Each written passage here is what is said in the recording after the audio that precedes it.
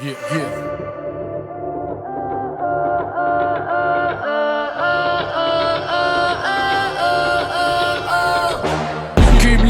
var, kendini horçala bu tavırlar. Her bir damar bunu bilir duyar.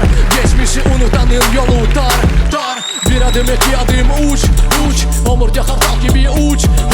Bol nefes, gönülde serbest. İnkişaf hareketini refleks.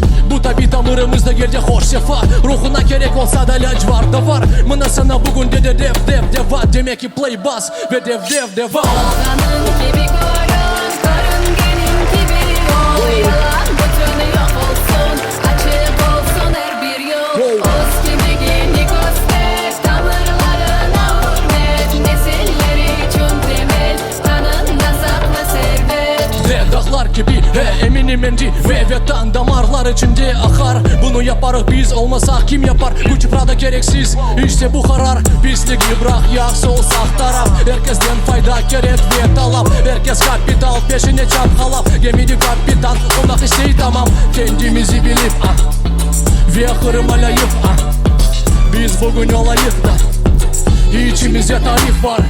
Bil o, işinde de King Kong gibi ol. Lebron gibi bro, dev gibi non stop kun tertibi. Bendi devlet yaray gibi olayık adaletli.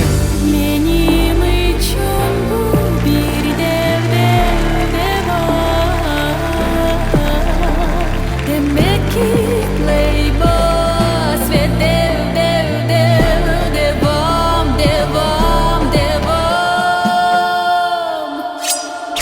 Kara gözlüm hayatta hep paralarla olay.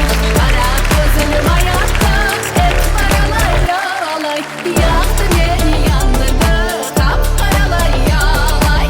Yaktı beni yandırdı kapkaralar yağlay. Kendimizi bilip ve kırmalayıp biz bugün olayık da İçimizde tarih var.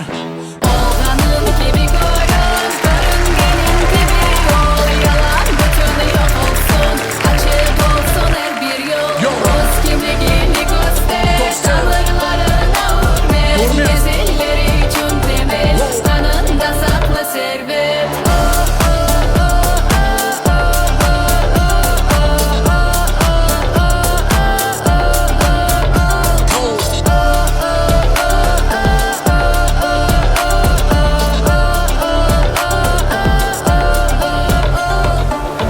Kimliğimiz var. Çok sağ olun dostlar. Çok sağ olun.